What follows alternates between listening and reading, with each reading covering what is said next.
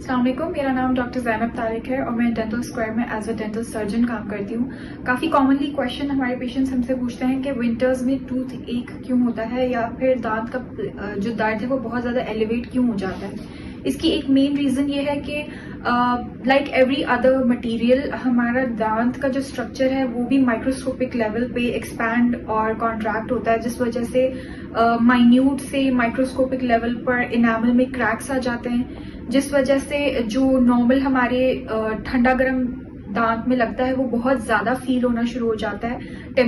Extreme temperature changes की वजह से भी ये ठंडा गर्म लगता है। और क्योंकि एनामल में क्रैक्स पड़ जाते हैं तो इसलिए जो sensitive layers of the teeth हैं वो एक्सपोज हो जाती हैं। एंड काफ़ी लोगों को विंटर्स में क्लेंचिंग या टीथ ग्राइंडिंग की भी आदत होती है because of the temperature change.